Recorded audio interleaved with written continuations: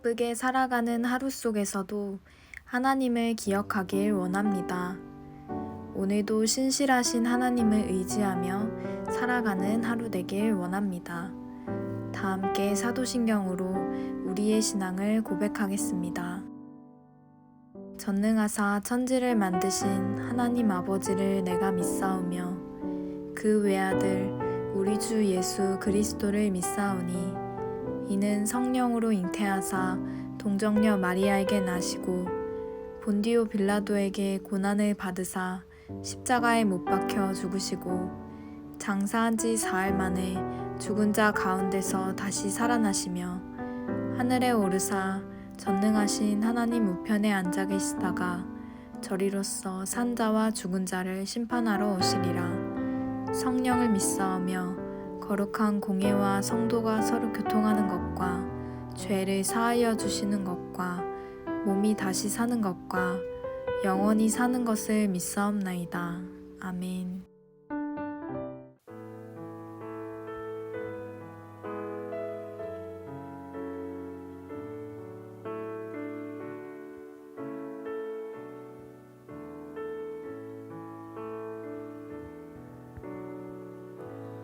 의지했던 모든 것 변해가고 억울한 마음은 커져가네. 부끄럼 없이 살고 싶은 마음 주님 아시네.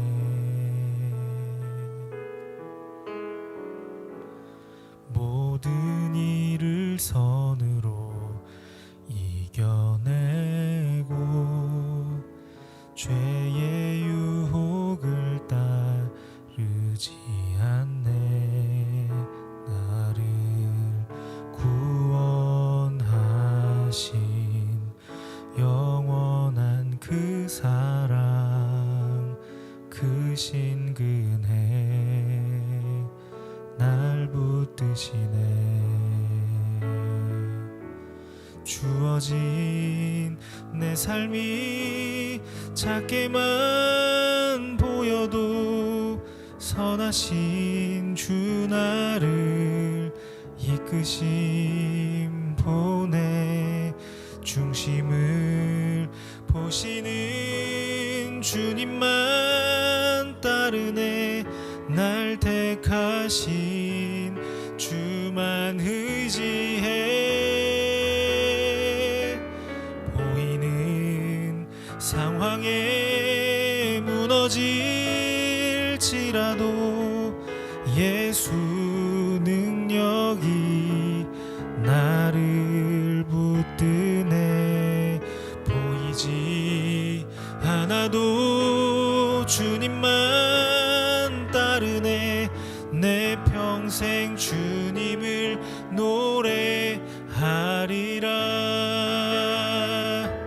주어진 내 삶이 작게만 보여도 선하신 주 나를 이끄심 보내.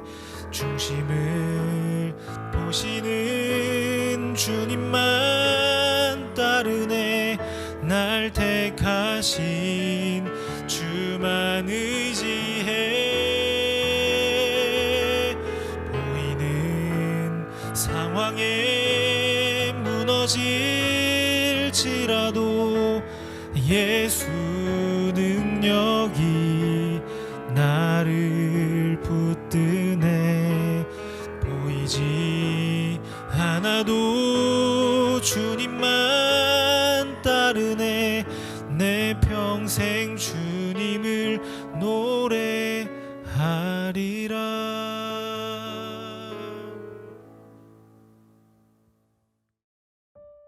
오늘 우리가 함께 나눌 말씀은 예레미야 36장 27절부터 32절입니다.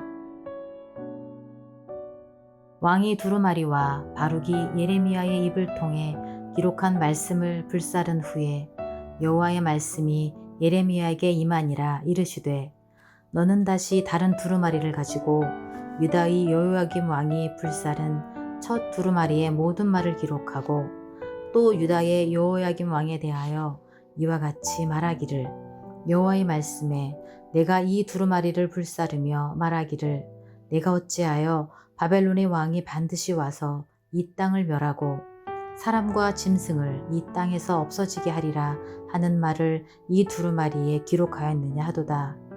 그러므로 여호와께서 유다의 왕 여호야김에 대하여 이와 같이 말씀하시니라. 그에게 다윗의 왕이 앉을 자가 없게 될 것이요 그의 시체는 버림을 당하여 낮에는 더위 밤에는 추위를 당하리라.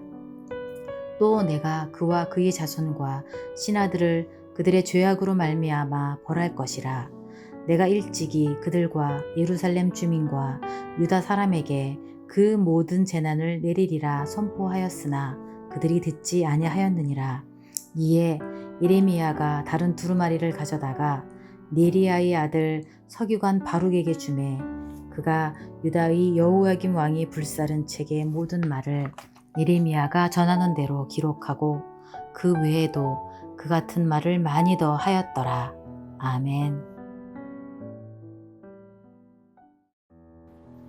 반갑습니다.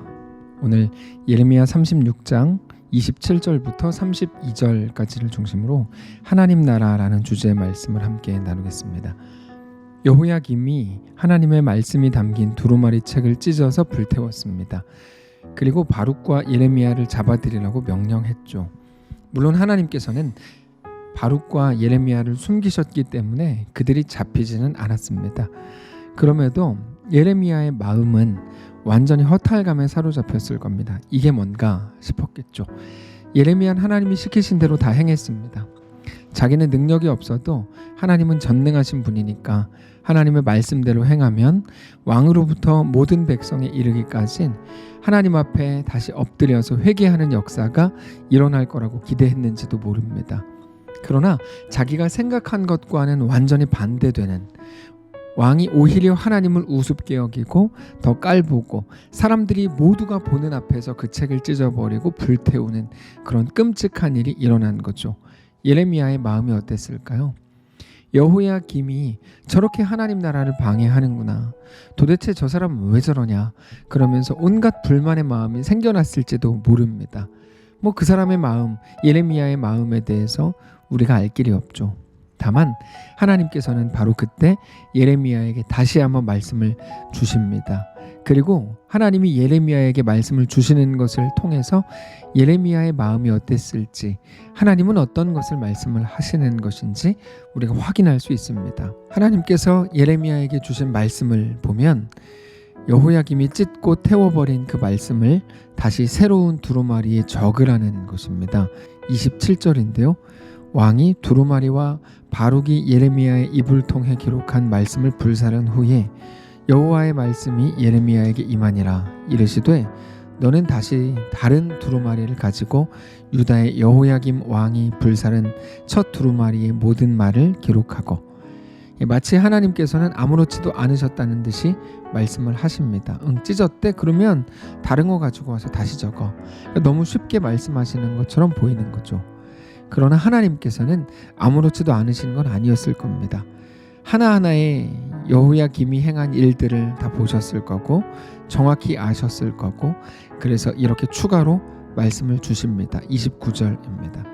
또 유다의 여호야김 왕에 대하여 이와 같이 말씀하시기를 여호와의 말씀에 내가 이 두루마리를 불사르며 말하기를 너가 어찌하여 바벨론의 왕이 반드시 와서 이 땅을 멸하고 사람과 짐승을 이 땅에서 없어지게 하리라 하는 말을 이 두루마리에 기록하였느냐 하도다. 그러므로 여호와께서 유다의 왕 여호야김에 대하여 이와 같이 말씀하시니라. 그에게 다윗의 왕위에 앉을 자가 없게 될 것이요 그의 시체는 버림을 당하여 낮에는 더위 밤에는 추위를 당하리라. 또 내가 그와 그의 자손과 신하들을 그들의 죄악으로 말미암아 벌할 것이라. 내가 일찍이 그들과 예루살렘 주민과 유다 사람에게 그 모든 재난을 내리리라 선포하였으나 그들이 듣지 아니하였느니라. 자, 하나님께서 당장 여호야김을 죽인 건 아닙니다. 그러나 그가 행했던 모든 끔찍한 일에 대해서 하나도 놓치지 않고 다 기억하고 계신다고 말씀을 주시는 거죠. 여호야김은 당장 아무 일도 일어나지 않았으니까 이것 봐라, 하나님이 없다, 내가 이렇게 했어도 하나님은 나에게 아무것도 못하지 않냐, 이렇게 생각했을지도 모릅니다. 그러나 당장의 현상이 우리의 전부가 아닙니다. 우리의 전부는 무엇일까요? 오직 하나님이 우리의 전부죠. 하나님의 그 모든 말씀을 들은 예레미야가 또다시 하나님의 말씀하신 대로 바룩을 불러서 모두 행하죠. 32절입니다. 이에 예레미야가 다른 두루마리를 가져다가 네리야의 아들 서기관 바룩에게 주매 그가 유다의 여호야김 왕이 불사른 책의 모든 말을 예레미야가 전하는 대로 기록하고 그 외에도 그 같은 말을 많이 더하였더라. 우리는 오늘 본문을 통해서 한 가지를 발견할 수 있습니다. 하나님의 일하심은 어떤 방해에도 멈추지 않는다는 사실입니다. 조금 다른 말로 하면 하나님의 역사는 누구도 막을 수 없다는 것이죠. 여호야김은 하나님의 말씀을 불태웠습니다. 말씀이 담긴 책을 찢어서 불태웠고 하나님의 말씀을 전하는 예레미야와 바룩도 죽일 작정이었습니다. 그 모습을 보면서 예레미야는 정말 많은 생각들이 들었을 거고 그래서 너무나 힘들어하면서 오늘 본문을 시작했을지도 모릅니다. 그러나 하나님께서 말씀하시는 내용 그리고 예레미야의 순종하는 모든 과정들을 보면 여호야김의 그런 방해가 하나님의 말씀을 위축시킬 수 없었다는 것을 우리가 확인할 수 있는 것입니다. 우리는 자주 하나님의 말씀, 하나님의 일하시는 역사가 얼마나 소중하고 귀한지 잘 알기 때문에 그게 방해를 받으면 어쩌나 이런 염려를 할 때가 있습니다. 예를 들어서 여호야김이 그의 군대가 바벨론 같은 외부 세력이 어떤 경제나 어떤 무시무시한 세상이 방해할 것에 대한 두려움이 있습니다. 그런데 하나님은 그런 것들에 방해받지 않으십니다. 그게 하나님 나라입니다. 하나님 나라는 적은 양으로 빵이 부풀어 오르게 하는 누룩과 같고 하나님 나라는 하나의 빛으로 온 세상을 비추는 태양과 같습니다. 지금 우리 눈에는 작은 것처럼 약한 것처럼 보잘것없는 것처럼 보일지 몰라도 하나님 나라는 그 어떤 것에도 방해받지 않고 우리 가운데 가장 강력하게 임하실 겁니다. 예전에 최덕신 집사님의 간증을 자주 말씀드렸는데 그분이 범죄하고 실수를 해서 너무나 부끄럽게 교계에서 완전히 퇴출당했습니다. 그렇게 혼자 조용하게 누구의 인정도 받지 못하고 누구의 주목도 받지 못하게 조용히 묵상하면서 하나님을 예배하고 살고 있을 때 하나님께서 마음에 이런 마음을 주셨다 그러죠. 사람들이 너에게 실망했다고 해도 나 너에게 실망 안 한다. 나는 네가 누군지 처음부터 다 알고 있었는데 내가 왜 실망을 하냐. 이렇게 말씀을 주셨답니다. 근데 그 말씀이 그렇게 위로가 되고 그래서 다시 일어설 힘이 되었다는 거죠. 아무래도 좋다는 말이 아닙니다. 그러나 우리 모든 연약함마저도 하나님의 역사를 방해할 수 없었다는 말입니다. 그래서 하나님에 대한 걱정은 이제 완전히 중단하고 하나님과의 관계만 깊이 묵상하라는 겁니다. 여러분, 여호야김의 문제가 무엇이었을까요? 하나님을 방해했기 때문일까요? 하나님 나라가 여호야김 때문에 망가질까 봐 두려운 건가요? 그렇지 않습니다. 하나님 나라는 누구도 방해할 수 없습니다. 오직 하나님과의 1대1의 관계를 여호야김 스스로가 망친 거죠. 그게 그의 슬픔인 겁니다. 북한 김정은이나 탈레반이나 아니 사탄이라도 하나님의 나라를 막을 수가 없습니다. 방해하지 못합니다. 다만 그들이 그렇게 살아가는 것은 그들 인생 스스로에 대한 재앙일 뿐이죠. 자, 예레미야는 눈물의 선지자였습니다. 그 전에 있었던 모든 여호야김의 행위에 대해서 가슴 아팠겠죠. 또 울었을 겁니다. 자, 왜 울었을까요?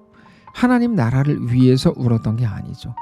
하나님 나라가 방해받는 현실 때문에 안타까워서 울었던 게 아니고 그는 하나님의 전능하심에 대해서 너무나 잘 알았습니다. 다만 스스로 죽어가는 이스라엘을 위해서 울었고 그들에 대한 안타까움 때문에 울었던 겁니다.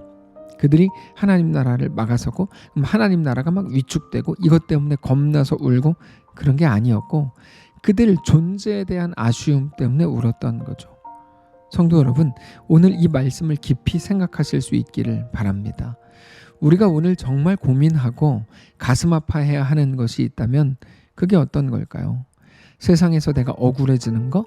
아니면 하나님 나라가 세상의 어떤 것들, 코로나나 정부나 악한 어떤 세력에 의해서 방해받는 거? 그런 것들 때문에 아파할 게 아니고 오늘 하나님 앞에서의 우리 스스로의 모습을 보면서 가슴 아파해야 합니다. 하나님을 더 사랑하고 하나님을 더 신뢰하고 더 깊이 하나님께 속하게 되기를 소원하는 귀한 우리의 오늘의 시간이 되시기를 바랍니다. 기도합시다. 살아계신 하나님 감사합니다.